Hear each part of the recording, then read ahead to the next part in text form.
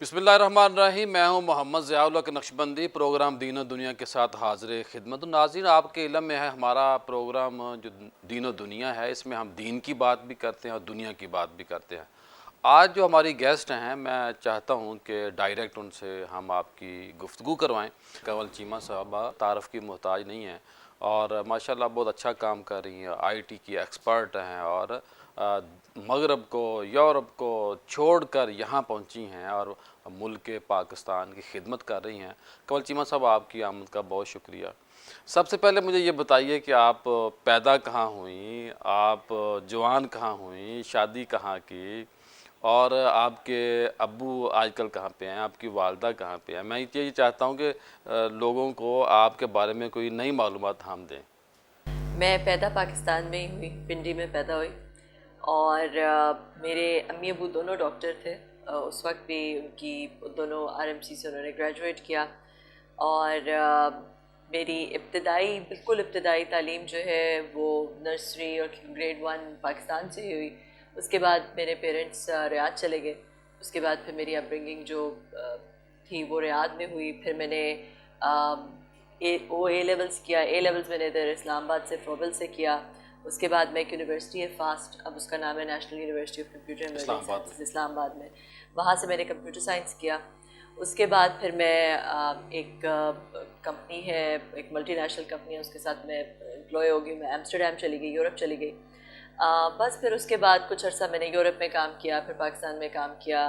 फिर उसके बाद मैं ऑस्ट्रेलिया चली गई और अभी कुछ साल पहले मैं आप ऑस्ट्रेलिया चीमा जाट हैं और जट्टां दी कुड़ी किन कामों में माशाल्लाह पड़ गई इतने।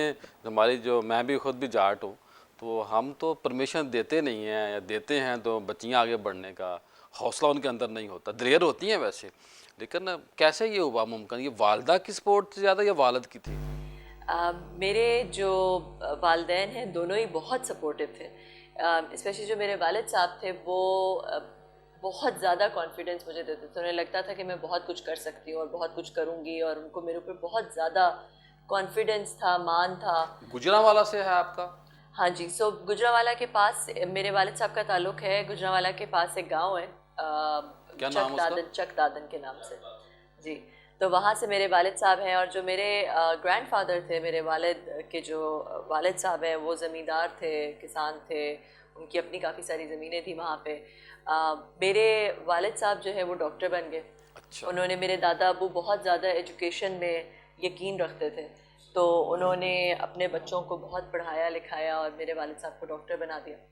और मेरी अम्मी जो हैं वो उनकी जूनियर थी मेडिकल कॉलेज में, उनकी वहीं पे उनकी मुलाकात हुई, तो उनको पसंद आई। और मेरी अम्मी का ताल्लुक़ जो है वो इस्लामाबाद से था बुनियादी उनकी तौर पे। बरादरी, उनकी कास्ट क्या है वालदा की? मेरी अम्मी जो है उनकी कास्ट है अवान। ओके, यानी अवान और जाट मिल के हाँ माशाल्लाह। जी। तो वो मेरी अम्मी का बुनियादी ताल्लुक़ जो है वो गोलरा से था। वो गोलरा के खान गोलरा जो है शरीफ, जी, गोलरा शरीफ। पीर मेर अली शाह साहब का खिता। जी, जो जो गोलरा शरीफ में दो ही बड़े, एक पीर हैं और एक खान है, तो वो खान फैमिली से उनका ताल्लुक़ था। सही। और बस उन दोनों की आपस में शादी हो गई। और मेरे जो नाना अबू हैं वो काफ़ी बड़े बिजनेसमैन थे, पॉलिटिक्स में भी थे उस वक्त। क्या नाम था उनका? मेजर मुस्तफ़ा शाहीन। मेजर मुस्तफ़ा शाहीन। तो सियासत में उन्होंने कहाँ कहाँ आपके नाना ने तरक्की की? वो पहले होते थे जमात इस्लामी में। वो एक दफ़ा जमात इस्लामी के साथ इस्लामाबाद के सदर भी बने, बहुत पहले की बात है। उसके बाद मुस्लिम लीग में थे कुछ अर्सा। ठीक है। मुस्लिम लीग और फिर पता नहीं कहाँ, मुझे सारी डिटेल्स नहीं पता। सही। मगर मेरे नाना अबू भी जो है वो मेरे बहुत बड़े चीयर लीडर थे और बहुत बड़े सपोर्टर थे। और उन्हें भी लगता था कि मैं पता नहीं क्या कर लूँगी ज़िंदगी में। ये आपने तो किया माशाल्लाह। तो पता नहीं, शायद उनकी एक्सपेक्टेशंस के मुताबिक तो ना कर सकी, मगर कुछ थोड़ा बहुत जो भी कर लिया। तो मेरे और अभी तो और बहुत कुछ करना है। तो आपके अब्बू इन दिनों में क्या कर रहे हैं? आपकी वालदा इन दिनों में क्या कर रहे हैं? मेरे कहाँ अब्बू रह रहे हैं अम्मी वो? दोनों डॉक्टर थे और वो रियाद में ही होते थे अभी तक। मेरे अब्बू और अम्मी के कोविड के दौरान रियाद में ही थे, बल्कि वो उस वक्त उस हब में थे जहाँ पे कोविड फैल रहा था। तो मेरे अब्बू, तो उनकी कोविड से डेथ हो गई कोविड के दौरान 2020 में। और अल्लाह मेरी, पाक उनकी बख्शिश फरमाए जी। आमीन। मेरी अम्मी जो है वो पाकिस्तान आई कुछ अर्सा अब्बू की डेथ के बाद, मगर फिर उनका दिल नहीं लगा और वापस चली गई। तो अभी वो रियाद में ही है और वो डॉक्टर है वहाँ पे। आप कितने बहन भाई हैं? हम 4 बहन भाई हैं। मैं सबसे बड़ी हूँ। मेरा भाई फिर मुझसे छोटा है, फिर उसके बाद बहन, 2 बहनें। वो क्या करते हैं? मेरा भाई जो है वो अमेरिका में होता है, पोलो ऑल्टो में रहता है, वो कंसल्टेंट है मैकेंजी में था। अभी उसने कोई अपनी एंटरप्रेन्योरशिप शुरू किया है वेंचर। और उससे छोटी बहन जो है वो ऑस्ट्रेलिया में डॉक्टर है, और सबसे छोटी बहन पाकिस्तान में ही होती है, वो EIT के शोबे में जाज में। आपकी इब्तदाई तालीम तो इस्लामाबाद से है, पिंडी से, तो उसके बाद फिर आपने कहाँ कहाँ एजुकेशन हासिल की? बहुत शुरू जो नर्सरी है वो मेरी इस्लामाबाद से, उसके बाद तो मैं रियाद में थी, तो उसके बाद जो इब्तदाई तालीम है वो सारी रियाद से ही है। और उसके बाद फिर आगे जो डिग्री? और उसके बाद फिर A लेवल्स मैंने इधर इस्लामाबाद से फोबल से किया, और फिर उसके बाद में फास्ट में मैंने अंडरग्रेड किया कंप्यूटर साइंस में। उसके बाद मैंने MBA किया ऑस्ट्रेलिया से, और सोशल इम्पैक्ट में एक डिग्री की, वो भी ऑस्ट्रेलिया से। तो पाकिस्तान वापस यहाँ सारे लोग जा रहे हैं, वेरी सॉरी, तो आपको कैसे ख्याल आया मैंने पाकिस्तान वापस जाना है? एक तो ये कि मैं अपना एक काफ़ी करियर बना चुकी थी और पैसे शैसे कमा चुकी थी, और मुझे लगा कि अब मुझे मैंने तो आपका ऑफिस भी देखा हुआ है, विजिट किया हुआ है, माशाल्लाह बहुत वसी नेटवर्क है और वसी माशाल्लाह स्टाफ है आपका। जी। यही बात हुई कि जब मुझे मैं एक बहुत सीनियर पोजीशन पे थी, तो मुझे लगा कि मुझे अब कुछ करना चाहिए, अपने मुल्क जाना चाहिए और कुछ वहाँ पे कुछ करना चाहिए, कुछ सोशल काम, कोई फलाही काम, कोई टेक्नोलॉजी और सोशल को मिक्स करके कुछ काम करना चाहिए। तो ये 2020 में फिर मैं पाकिस्तान वापस आई। ये माई इम्पैक्ट मीटर, इसका क्या मकसद है और कैसे आपको ख्याल आया? माई इम्पैक्ट मीटर जो है ये एक कह लें सोशल मीडिया और मार्केट प्लेस है चैरिटी की। जैसे आप इसको अगर मैं और आसान अल्फाज में कहूँ तो जैसे ऊबर एक मार्केट प्लेस है, ऊबर टैक्सीज की मार्केट प्लेस है, ये NGOs की मार्केट प्लेस है। इसी तरह जैसे फेसबुक एक सोशल मीडिया है लोगों का, या लिंक्डइन है वो प्रोफेशनल एक सोशल मीडिया है, ये कह लें कि एक इम्पैक्ट सोशल मीडिया है जिसमें लोग मिलके अच्छे काम कर सकते हैं। तो इस पे लोग आके अपनी प्रोफाइल बना सकते हैं, उसको गूगल प्ले स्टोर से या एप्पल ऐप स्टोर से डाउनलोड करें माई इम्पैक्ट मीटर को, इसमें आके अपनी प्रोफाइल बनाएं, और प्रोफाइल बना के फिर उनको एक ही जगह पे सारी NGOs भी नज़र आ जाती हैं। उन्होंने किसी को राशन देना है तो शनाख्ती कार्ड डाल के उसको राशन का वाउचर इशू कर सकते हैं। वो बंदा अपने घर के करीब वाली दुकान पे जाके वो SMS दिखा के उसको राशन मिलता है, पैसे नहीं। इसी तरह अगर आपने किसी की एजुकेशन स्पॉन्सर करनी है तो स्कूल में डायरेक्ट फीस चली जाती है, हकदार को हक मिलना चाहिए। हाँ जी।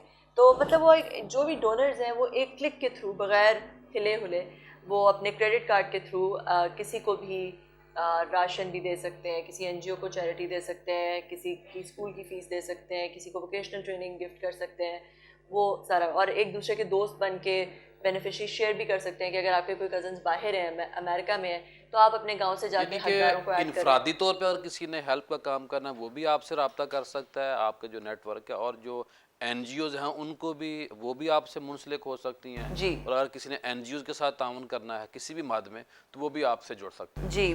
जो डोनर्स हैं जो काम करना चाहते हैं वो तो सिंपली ऐप डाउनलोड करें, काम शुरू कर दें। जो NGOs हैं जो हमारे थ्रू हमारे नेटवर्क पे आना चाहती हैं, उन्हें पूरा एक फ़ंड मैनेजमेंट सिस्टम मिलता है और रेवेन्यू मिलता है, उनके पास फंड्स आते हैं, वो उनकी भी ऐप है मिम NGO के नाम से, और वो हमारे साथ मुंसलिक हो सकते हैं और उनको एक नया रेवेन्यू मिलना शुरू हो जाता है, एक फ़ंड मैनेजमेंट और डोनर मैनेजमेंट सिस्टम। ये आइडिया आपको कहाँ से आया, या किसी से आपने आइडिया लिया या आपकी अपनी ईजाद है ये?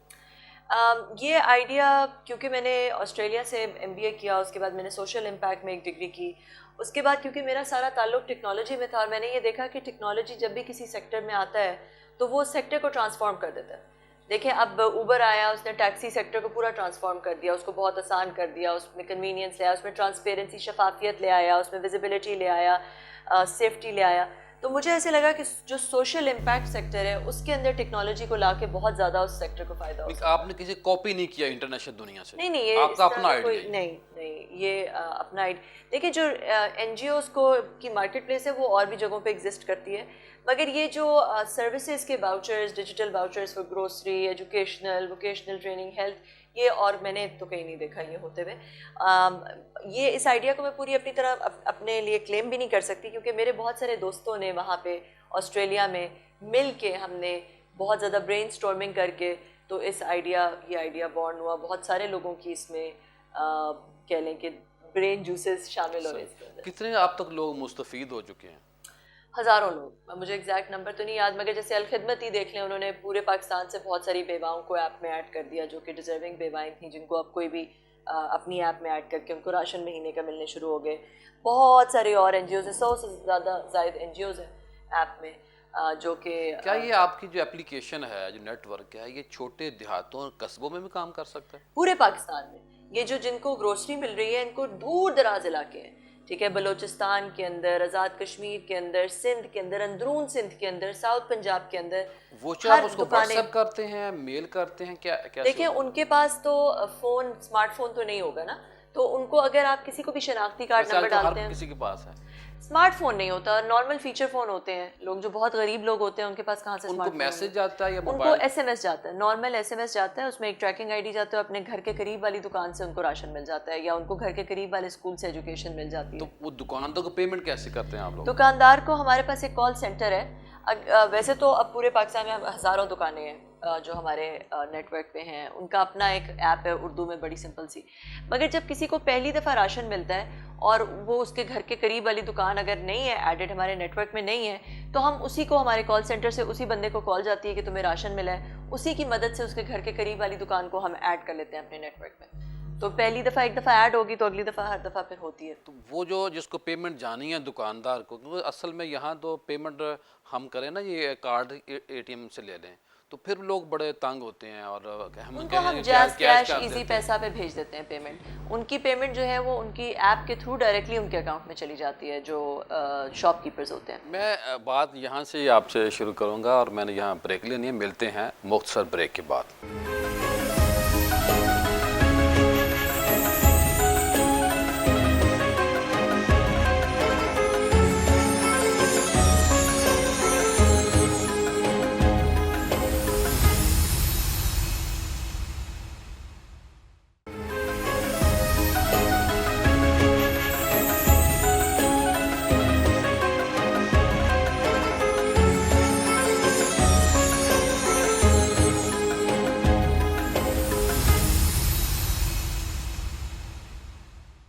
ब्रेक के बाद खुश आमदीद जो है माशाल्लाह, आज हमारे साथ मौजूद हैं कंवल चीमा साहबा। आपने शादी लव मैरिज की या अरेंज मैरिज की?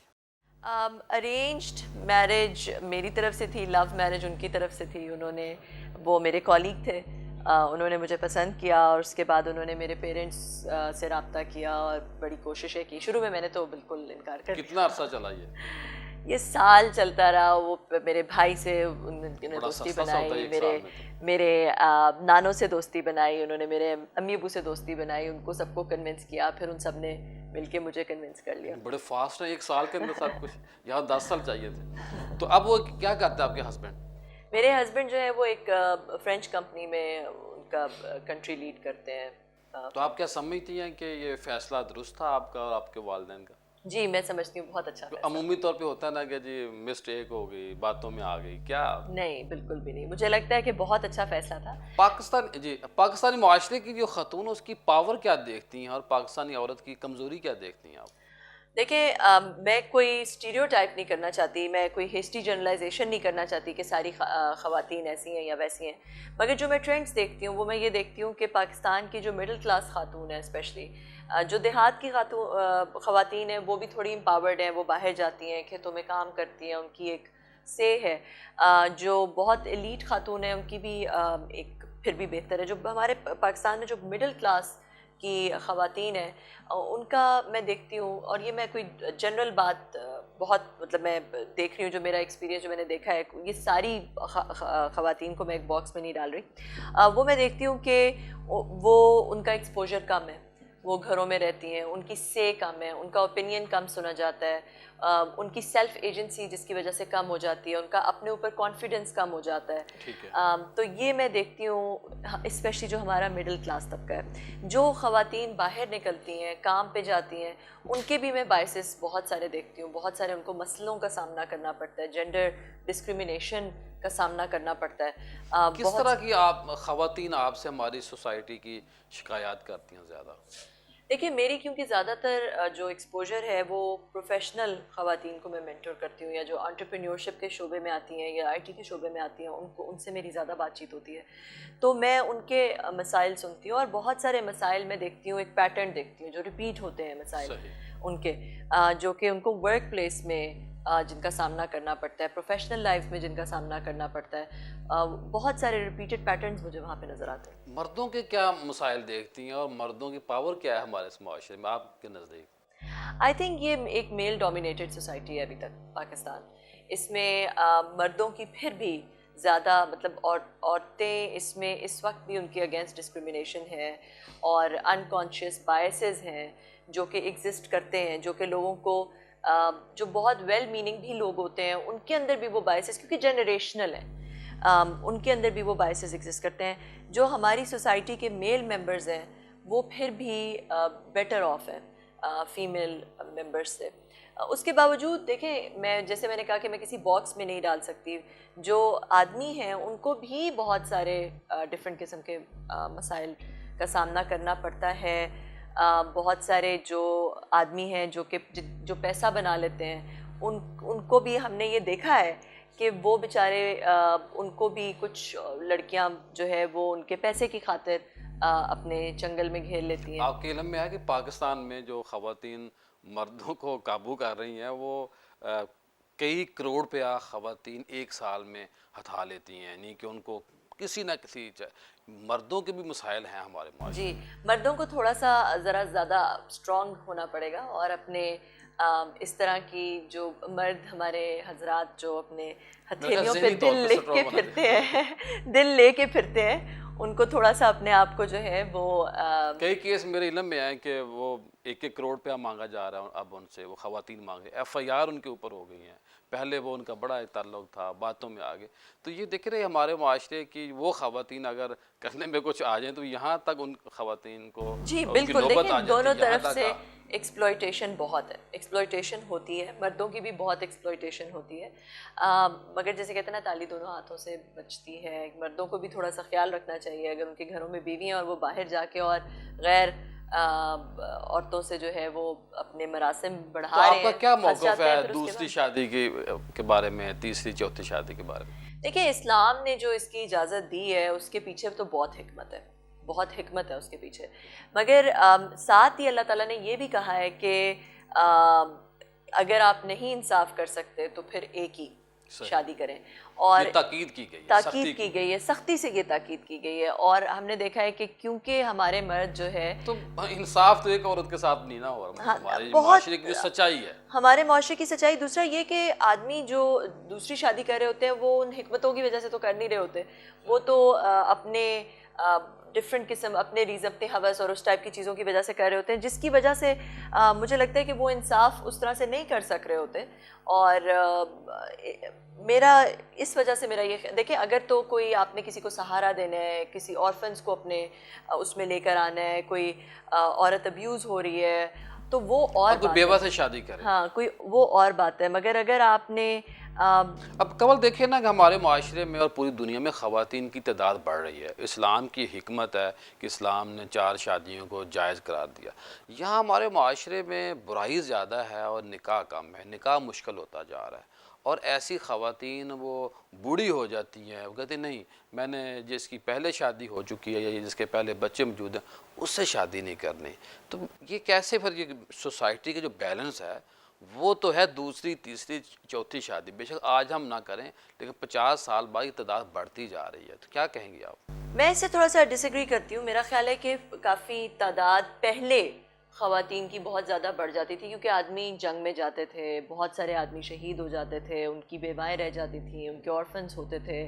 और फिर हमने वेस्ट में देखा कि वो बेवाएँ देवर फोर्स्ड कि वो बाहर आती थीं, मर्दों के कपड़े पहन के माइंस में जाती थी, काम करती थी, एक्सपोज होती थी, फैक्ट्रियों में जाके काम करती थी, वहाँ पे वो हरासा होती थी। बहुत लॉज उस वक्त उस तरह के नहीं थे।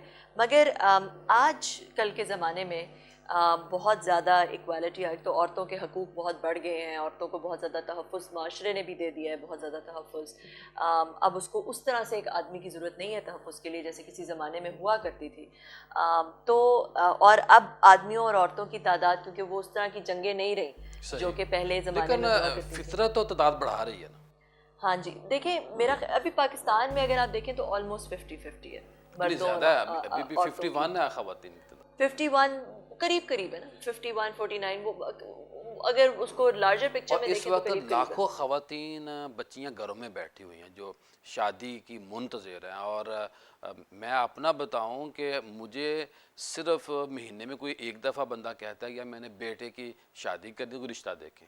अब बीसियों रोज़ आते हैं कि जी हमने ना अपनी बेटी की, अपनी बहन की शादी करनी, रिश्ता अच्छा देखे। तो मसाइल ज़्यादा आज भी हमारे माशरे में बच्चियों वालों के हैं, बहनों वालों के, रिश्तों के हवाले से। एक तो ये कि मेरे अपना पर्सनल ओपिनियन है कि बहुत ज़्यादा देर नहीं करनी चाहिए, शादी में बहुत ज़्यादा देर नहीं करनी चाहिए। क्या मतलब किस एज को आप समझती हैं कि बच्ची की शादी कर देनी चाहिए? मेरा ख्याल है कि 20 साल से ऊपर जो ही वो ग्रेजुएट करती है, या मास्टर शादी के बाद भी मैंने शादी के बाद मास्टर्स किया था, ग्रेजुएशन के बाद मेरी फ़ौरन शादी हो गई थी। तो मेरा ख्याल है कि वो जो 23-24 साल की एज है उसमें शादी से ज़्यादा लेट। अब ये बताइए कि हमारे माशरे के अंदर जो आप आईटी में काम करें, जो आम ख़वातीन को हम आईटी से कैसे जोड़ सकते हैं कि वो उनकी सेफ्टी भी हो, वो माली तौर पे भी स्ट्रॉन्ग हों। एक आम औरत को अगर आपसे फ़ायदा लेना हो, यानी कि ज़रिया मुआश आप उसकी बने, आप उसको सपोर्ट करें, या कोई आपका ऐसा कोई फोरम है या बनाने का इरादा है कि इन ख़वातीन को हम आईटी से जोड़ें और वो डॉलर कमाएं, और जब डॉलर पाकिस्तान में आएगा तो पाकिस्तान की इकॉनमी बेहतर होएगी। आईटी एक ऐसा शोबा है जो कि बहुत ही वुमेन फ्रेंडली है, और वो इसलिए क्योंकि जो औरत होती है उसकी घर की भी जिम्मेदारियां होती हैं, बच्चों की भी जिम्मेदारियां होती हैं। कुछ ऐसी औरतें हैं जो कि खुद अपनी चॉइस से वो ये चूज़ करती हैं कि वो घर पे रहें, अपने बच्चों को वो फर्स्ट हैंड देखें। और कुछ औरतें जो कि डोमेस्टिक प्रेशर्स की वजह से घर पे उनको रहना पड़ता है। आईटी एक ऐसा शोबा है जिसमें रिमोटली वो काम कर सकती हैं, घर पे रह के वर्क फ्रॉम होम करके भी पैसे कमा सकती हैं और डॉलरों में कमा सकती हैं। और हमने अपनी ऐप खुद कफील हो सकती हैं। खुद कफील हो सकती हैं। हमने जो है वो एक प्रोग्राम लॉन्च किया अर्न टेक के नाम से, अर्न टेक सीखो और कमाओ, जो कि माई इम्पैक्ट मीटर में अगर आप जाएं, अगर आप डोनर हैं तो आपको वो अर्न टेक भी नज़र आ जाएगा, और उसमें आप स्टूडेंट्स को सपोर्ट कर सकते हैं। उसमें हमने जो पाकिस्तान के बहुत बड़े और नामवर इदारे हैं जो कि आईटी ट्रेनिंग देने वाले हैं, उसको हमने जोड़ दिया ऐप में। वो ट्रेनिंग्स प्रोवाइड करते हैं। जो बच्चे हैं जो कि अंडर प्रिविलेज बच्चे हैं जो कि ट्रेनिंग लेना चाहते हैं, वो हमारी वेबसाइट पे आके फॉर्म फिल कर सकते कितनी हैं। एजुकेशन कम अज़ कम इसके लिए चाहिए? बहुत ज़्यादा नहीं, 4 महीने का कोर्स होता है, 2 महीने की इंक्यूबेशन होती है, साथ हम कुछ हमारे प्रोग्राम्स अगर होते एक हैं जब हम बच्ची या ग्रोसरी और बच्चे लैपटॉप भी ने देते हैं। मैट्रिक या एफए किया तो वो इससे फ़ायदा उठा जी, सकता है? वो भी उससे फ़ायदा उठा सकते हैं। कुछ ऐसे आईटी के कोर्सेज हैं, digital marketing, website development, SEO, video editing, graphic designing, ये ऐसे कोर्सेज हैं जो कि जिसके लिए आपको यूनिवर्सिटी की डिग्री होना ज़रूरी नहीं है। अगर आपने मैट्रिक या एफएससी किया हुआ है और आप थोड़ी बहुत अंग्रेज़ी समझ सकते हैं, तो आप ये कोर्सेज करके तो कुछ ना कुछ $100 कमाने के महीने के काबिल हो जाते हैं फ्रीलांसिंग। तकरीबन आपकी कंपनी के ज़रिए, आपके अदारे के ज़रिए पाकिस्तान में कितना सालाना डॉलर आ रहा है? इकॉनमी में आप क्या सपोर्ट दे रही हैं? ये मैं कोई एग्जैक्ट नंबर्स नहीं बता सकती, मगर हमने बहुत सारे बैचेस ग्रेजुएट किए जो कि फ्रीलांसिंग प्लेटफॉर्म्स के थ्रू कमाना शुरू हो गए इन्हीं सारे सब्जेक्ट्स में। सिर्फ इसलिए नहीं, क्योंकि देखिए हमारे तो प्लेटफॉर्म के थ्रू एनजीओज़ को भी पैसे आ रहे हैं डॉलर्स में, बहुत सारे और भी ग्रोसरी के आ रहे हैं। तो सिर्फ ये नहीं है, सिर्फ आईटी एक्सपोर्ट नहीं है, हमारे इदारे में पूरी दुनिया से जो डोनेशंस आती हैं, पूरे पाकिस्तानी अभी 69 डिफरेंट कंट्री से जो है वो डोनेशंस इस ऐप के थ्रू आती हैं पाकिस्तान की डिफरेंट एनजीओज़ को, पाकिस्तान के डिफरेंट इदारों को, पाकिस्तान के डिफरेंट स्टूडेंट्स को, ग्रोसरी के लिए, एजुकेशन के लिए, वोकेशनल ट्रेनिंग के लिए। तो वो तो हैं ही, वो तो डायरेक्ट हमारे प्लेटफॉर्म के थ्रू आ रही हैं। उसके अलावा जिन बच्चों को हम ट्रेन करते हैं या ट्रेन करवाते हैं इस ऐप के थ्रू, वो जो वो बच्चे जो कमाना शुरू हो जाते हैं, वो भी ऑब्वियसली पाकिस्तान की आईटी एक्सपोर्ट्स इनकम में ऐड हो रहे हैं। बच्चियाँ बच्चे आपसे रब्ता कैसे कर सकते हैं? जो बच्ची और बच्चे हैं वो अच्छा, जब मैं अक्सर ये कहती हूँ बच्चियों को ये और बच्चों को ये गलत फहमी होती है कि वो शायद माई इम्पैक्ट मीटर डाउनलोड कर लेंगे तो वहाँ से वो होगा, ऐसा नहीं है। हमारी वेबसाइट myimpactmeter.com पे जाएं, वहाँ पे अर्न टेक के अंदर एक फॉर्म है, उस फॉर्म को फिल करें जिसमें वो अपना लिख दें कि भाई ये हम अंडर प्रिविलेज्ड हैं, या हमने मैट्रिक किया है, एफए किया है, या जो बच्चे ज़कात एलिजिबल हैं वो ये भी लिख सकते हैं कि जी हम ज़कात एलिजिबल हैं, और वो फॉर्म फिल कर दें। और फिर जैसे जैसे ये नहीं कि अगले दिन फिर आपको ट्रेनिंग मिलना शुरू हो जाएगी, जैसे जैसे हमारे बैचेस, एक हम बैच शुरू करते हैं जब 60-70 बच्चे इकट्ठे हो जाते हैं और उनकी सबकी डोनेशंस आ जाती हैं, फिर हम एक बैच शुरू कर देते हैं और उनकी जो कहाँ पे विसिनिटी होती है। बहुत सारे बच्चियाँ आ रहे थे जो कि लाहौर, इस्लामाबाद वगैरह, कराची नहीं जा सकते जहाँ पे हमारे बड़े ट्रेनिंग इंस्टीट्यूट्स हैं। तो अभी रिसेंटली हमने कुछ ई लर्निंग के भी जो इदारे हैं उनको भी ऑन बोर्ड किया, ताकि जो बच्चियाँ अपने घर से नहीं निकल सकते और उन्होंने रिमोट कोर्सेज करने हैं उनको भी हम ई लर्निंग के थ्रू कोर्सेज करवा सकते हैं। अब ये बताइए कि ये पर्दे का जो एहतमाम माशाल्लाह आप करते हैं, बड़ी खुशी वाली बात है। ये शुरू से है या कैसे ये तब्दीली वाक़या हुई आपके अंदर? ये शुरू से नहीं है। कुछ अर्सा मैंने पहले भी किया था, एक दफ़ा बहुत साल पहले किया था। फिर उसके बाद वेस्ट में चली गई, यूरोप चली गई, छोड़ दिया। फिर काफ़ी अर्सा नहीं किया। मगर अभी रिसेंटली जब मैं पाकिस्तान वापस आई, पिछले रमज़ान की बात है ये, उससे पहले के बहुत सारे लोग अक्सर मेरी वो वीडियोस देख रहे होते हैं, टेड टॉक ये वो, तो ये अब यहाँ पे तो वीडियो वो पहले की वीडियोस हैं। तो वो पिछले रमज़ान जो है वो बस दोबारा मुझे ये ख्याल आया कि एक तो ये था कि मैं फ़ील करती थी कि पाकिस्तान में बहुत ज़्यादा जजमेंट हो जाती है। अगेन मैं स्टीरियोटाइप नहीं करना चाहती या मैं हिस्ट्री जनरलाइजेशन नहीं करना चाहती। मेरा ये एक्सपीरियंस रहा कि इस तरह से होता है, तो मुझे ऐसा लगा कि थोड़ी एक डेटरेंस क्रिएट करने की ज़रूरत है। ये जो पर्दा है अल्लाह ने किसी वजह से रखा है कि थोड़ी सी डेटरेंस क्रिएट होती है, लोग आपसे थोड़ा एक डिस्टेंस क्रिएट होता है। मैं बात यहाँ से आपसे शुरू करूँगा और मैंने यहाँ ब्रेक लेनी है। मिलते हैं मुख्तसर ब्रेक के बाद।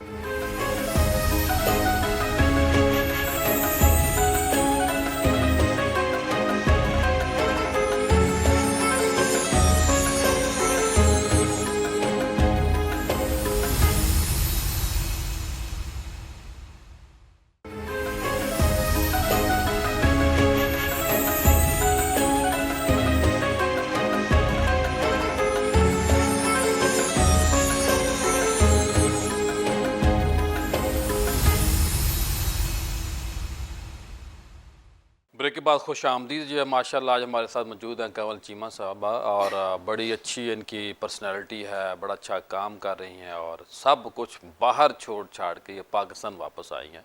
कंवल चीमा साहब ये बताइए कि जो बात एक हो रही थी आपसे आपके पर्दे के बारे में, ये अच्छी बात है और बावकार लिबास पहनने का इस्लाम ने हुक्म दिया है और उलमा ने, फ़ुक़हा ने, मुहद्दिसीन ने इस बात पे आपस में वो मुत्तहिद या मुत्तफ़िक़ नहीं है कि भाई वो पूरा पर्दा होना चाहिए। कोई कहता है कि चेहरा खुला होना चाहिए। ये भी इस्लाम की नरमी है और इस्लाम का एक हुस्न है कि जिसने जो इख्तियार करना है उसमें बरकत ही बरकत है। तो आप ये बताइए कि जो तब्दीली है, पर्दे का अहतमाम जो पहले बात हो रही थी, तो ये वहाँ से भी बात शुरू करें। साथ मुझे ये भी बताइए कि किताबें आप कौन सी पढ़ती हैं, तर्जमा कुरान कौन सा पढ़ती हैं, नवाफ़िल का अहतमाम करती हैं? क्योंकि हमारा मजहबी प्रोग्राम, हम तो चाहते हैं कि हम अपनी माँओं, बहनों, बेटियों की जो खूबसूरत अदाएँ हैं वो लोगों से शेयर करें, ताकि हर सुनने वाली जो बेटी और बेटा है वो नौजवान नस्ल इन चीज़ों से असर ले और ये समझे कि दीन किसी आप पावर, मैं आपकी इस गुफ्तगू के ज़रिए अपनी सोसाइटी को पावर दे रहा हूँ। वो इसलिए दे रहा हूँ कि यार ये पर्दा, एजुकेशन, कोई रुकावट नहीं है, आप आगे बढ़ें। और इस्लाम तो मैं बार बार कहता हूँ कि इस्लाम वो इस्लाम है कि जिसके अंदर रुके हुए, ये ठहरे हुए पानी से वज़ू जायज़ नहीं, ताज़गी का नाम है इस्लाम, एक एनर्जी का, एक पावर देने और लेने का नाम है। तो क्या फरमाएंगे? पर्दा अल्लाह का आपने कहा हुक्म है, और जब मैं लेने लगी तो मुझे हज़ार किस्म के डाउट्स थे कि ये ले लूँगी, दुनिया में घूमती हूँ, अमेरिका जाती हूँ, वेस्ट में जाती हूँ, क्या मतलब क्या एक्सेप्टेंस होगी। मगर फिर मैंने सोचा कि अल्लाह सबसे बड़ा है। जब आप अल्लाह ताला को अपने कोर में, अपने किबला, अपना कोर, अपना लाइक एपी सेंटर जिसे मैं कहती हूँ बना लेते हैं, तो फिर अल्लाह अनलिमिटेड है, परफेक्ट है, no beginning no end, infinite. तो इंसान के अंदर वो जब अल्टीमेट रिलायंस अल्लाह पे हो जाती है ना, तो उसके अंदर से फियर ख़त्म हो जाता है, रिस्क टेकिंग एबिलिटी बहुत बढ़ जाती है। आपको पता होता है कि जो ज़ात आपके पीछे है वो तो कुल है, वो तो कुछ भी कर सकती है। जो खौफ है कैसे ख़त्म हुआ, मैं ये पूछना चाह रहा हूँ। यानी कि ये एनर्जी मैं औरतों को देना चाहता हूँ आपके ज़रिए, आपकी गुफ्तगू के ज़रिए। मैंने एक चीज़ ये डिस्कवर की कि हर इंसान के अंदर ना एक उसका दिल जो है, उसके अंदर एक चीज़ होती है जो हर चीज़ से ज़्यादा अहम होती है। कुछ लोगों के लिए वो पैसा होता है, कुछ लोगों के लिए वो उनका बच्चा होता है, कुछ लोगों के लिए वो उनका खामद होता है, कुछ लोगों के लिए वो फेम होता है, कुछ लोगों के लिए पावर होती है, कुर्सी होती है। डिफरेंट लोगों के लिए डिफरेंट वो चीज़ होती है ऐसी जो कि हर चीज़ से ज़्यादा इम्पॉर्टेंट होती है। तो मुझे ऐसा लगा कि हर चीज़ मखलूक के ज़ुमरे में आती है, और अगर मखलूक में से कोई भी चीज़ आपके उस दिल के उस कोने में हो जो सबसे इम्पॉर्टेंट है, तो फिर आप उसकी लिमिटेशन से लिमिट हो जाते हैं, फिर उसकी वजह से फियर आ जाता है, क्योंकि वो परफेक्ट नहीं है, उसका एक बिगिनिंग है, उसका एक एंड है, कभी ना कभी उसने ख़त्म होना है, वो फ़ानी है, हर चीज़ मखलूक में फ़ानी है, तो उसने कभी ना कभी ख़त्म होना है, जब उसने ख़त्म होना है आपने ख़त्म हो जाना, तो वो आपकी लिमिटेशन बन जाती है, और रूह का वो मौत नहीं आपका है जिसने ख़त्म नहीं पोटेंशियल होना। का एग्जैक्टली वो आपके पोटेंशियल का हद बन जाती है, वो आपकी हर वो आपको लिमिट करना शुरू कर देती है। मगर जब आप खालिक को उस जगह पे ले आते हैं जहाँ पे आपने क्या किसी बात, दुनिया मखलूक को आपने डाला हुआ बसाई, था, दुनिया का खौफ रखा था, आप वहाँ पे खालिक को ले आते हैं, सबसे इम्पोर्टेंट आपके पालनहार लिए को। खालिक हो जाता है, तो फिर आपके अंदर वो जो लिमिटेशंस हैं, जो क्योंकि खालिक की तो कोई लिमिटेशन नहीं है, खालिक की तो कोई बिगिनिंग कोई एंड नहीं है, खालिक तो परफेक्ट है, खालिक तो इन्फिनिट है, तो कुल है, वन एंड ओनली, तो फिर आप ऑटोमेटिकली आपकी भी लिमिटेशंस ख़त्म हो जाती हैं, आपका भी रिस्क लेने की एबिलिटी बहुत बढ़ जाती है, आपका फियर ख़त्म हो जाता है, फिर आप अपने ऊपर भी नहीं रिलाई कर, मतलब आप अपने पैसे, अपने रिसोर्सेज, अपने हुसन, अपने जो अल्लाह ने आपको नॉलेज दिया, आप उस पर भी नहीं रिलाई कर रहे होते, वो सारे मीन्स बन जाते हैं, आपकी अल्टीमेट रिलायंस खालिक पे चली जाती है।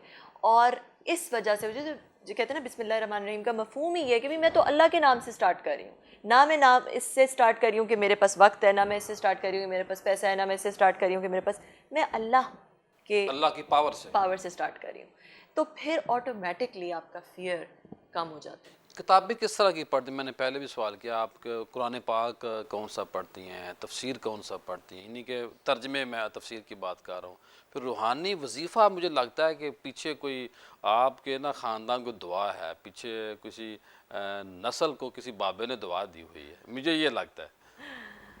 मैं जो मुझे अच्छी चीज़ लगती है मैं उसे पढ़ती हूँ, मैंने बहुत सारे डिफरेंट तर्जुमे पढ़े हैं, मोहम्मद असद को पढ़ा है, मौलाना मौदूदी को पढ़ा है, गामदी साहब को बहुत सुना है, नुमान अली ख़ान को बहुत सुना है, उमर शेख को बहुत सुना है, यास्मीन मुजाहिद को बहुत सुना है, तो मैं जहाँ से मुझे जो चीज़ अच्छी लगती है, जो चीज़ अच्छी मेरे अंदर जाती है उसको मैं सुनती हूँ। मैं सेकुलर किताबें भी बहुत ज़्यादा पढ़ती हूँ, जो कि जिससे मैं बहुत सीखती हूँ। आजकल मुझे थोड़ा सा कम टाइम मिलता है मुताले का, मगर मैं कि सुनती, बचपन में नातें पढ़ी हुई हूँ, या आपने कोई गाना गाया हो, या अब कभी नात पढ़ने का शौक़ हो, या कोई मेरी गाना आवाज़ बहुत गुनगुनाती, अच्छी नहीं है नाते वगैरह में मैंने कभी वो सीखा नहीं कभी इस नहीं तरह पढ़ी से, बचपन में? नहीं। और गाना? गाना गाया मगर हाँ, ऑफ एंड ऑन पहले गाना। कवाल कौन सा पसंद है आपको? अब मुझे कोई, मैंने जैसे कहा कि मुझे मैंने अब मैं तन्हाई में क्या गुनगुनाती हैं? कभी कभार बंदे का मूड बनता है ना, वो मर्द हो या औरत हो, तो क्या कौन सा गाना आपको ज़्यादा याद आता जो भी गाना, है? इंग्लिश, मैं उर्दू, कोशिश करती पंजाबी? हूँ कि मैं आजकल कोशिश करती हूँ कि मैं गाने ना सुनूं, क्योंकि गाने सुनने से फिर क्या होता है कि वो मेरे ज़ुबान पे चढ़ जाते हैं, और वो फिर मुझे ऐसा लगता है मेरी इबादत को थोड़ा सा वो ख़राब डिस्टर्ब करते हो हैं, रही? डिस्टर्ब कर होती हूँ मैं उनसे, तो इसलिए मैं कोशिश अवॉइड करती हूँ, और हमेशा नहीं अवॉइड कर सकती, क्योंकि बच्चे कभी सुन रहे होते हैं, कभी कहीं पे आप दोस्तों के साथ जा रहे होते हैं तो इन्जॉय कर रहे होते हैं, मगर जब मैं अकेली होती हूँ तो मैं गाने फिर नहीं सुनती, मैं कोशिश करती हूँ कि मैं कोई लेक्चर सुन लूँ, मैं कोई टेडेक्स टॉक सुन लूँ, मैं कोई और ऐसी चीज़ सुन लूँ जिस। कभी आपके नाम को शौर्य राय से जोड़ा जाता है, मैंने देखा है, तो फिर आपको गुस्सा लगता है, बच्चों को गुस्सा लगता है, या अच्छा लगता है, या आपके हस्बैंड को, इस पे क्या कहेंगी? मैं चाहता हूँ लोगों को जो आपको अच्छा लगता है ना, वो लोग वो करें, मेरा ये ईमान है कि अगर आपको अच्छा लगता है लोग करें, अगर आपको बुरा लगता है किसी अदाकारा से जोड़ने के हवाले से, या शक्ल, अल्लाह ने हर चेहरा बड़ा अच्छा बनाया, तो इस पर क्या कहेंगे आप? मुझे बहुत पहले से, जब मैं छोटी थी, क्लास 8 में थी, तब से डिफरेंट लोग इस तरह जोड़ते थे, उसकी वजह से मुझे कभी शुरू में बहुत अच्छा लगता था, ज़ाहिर है वो उस वक्त बहुत पीक पे थी और अच्छा भी लगता था, मगर आफ्टर अ वाइल आप रियलाइज़ करते हैं कि एक तो आपकी अपनी आइडेंटिटी है, आप नहीं चाहते कि आपकी किसी और की आइडेंटिटी की वजह से आपकी आइडेंटिटी बने, सही। और आप ये भी नहीं चाहते कि एक औरत जो होती है उसकी सारी जो गुफ्तगू है उसके बारे में वो सिर्फ़ और सिर्फ उसके ज़ाहिरी हुस्न या किससे उसकी शक्ल मिलती है उसके ऊपर की जाए। सही। आप ये चाहते हैं कि आप अपने काम की वजह से पहचाने जाएं, आप अपने जो आप दुनिया में करने आए, जो आप कर रहे हैं उसकी वजह से पहचाने जाएं। तो बस मेरा ये होता है कि अब ठीक है, दो लोगों की शक्लें बिल्कुल ज़रूर एक दूसरे से मिल सकती हैं, और अल्लाह ने बनाई हैं, सब शक्लें अल्लाह ने बनाई हैं, और सब शक्लें अल्लाह ने अच्छी बनाई हैं, तो मिल सकती हैं, उस पे मिलने पे बात भी हो सकती है, मगर उसको सिर्फ उसी को टॉपिक ना बना लिया जाए और सिर्फ उसी से किसी की आइडेंटिटी मुंसलिक ना कर दी। कंवल चीमा साहब, बहुत शुक्रिया आपका। इंशाल्लाह दोबारा भी आपको ज़हमत देंगे और मेरी ये ख्वाहिश है कि आप वक्तन फ़ौक्तन आप हमें टाइम देती रहें और आइंदा जब हम आपसे बात करेंगे तो मेरी ये ख्वाहिश है कि उसमें फिर हम आपसे जो नई नई हर वीक या हर मंथ जो टेक्नोलॉजी आ रही है उस पर हम आपसे बात किया करें। और मेरी ये ख्वाहिश है और मेरी ख्वाहिश को मेरा ख्याल आप पूरा करेंगी कि आप हमें हर महीने में, हर 15 दिन, हर हफ्ते जब भी आपके पास टाइम हो आप हमारे पास आती रहें, ताकि हम अब इसके बाद जो नई नई टेक्नोलॉजी आ रही है उसके ऊपर बात किया करें आपसे। कल दोबारा आपसे मुलाकात होगी। अस्सलाम वालेकुम जी।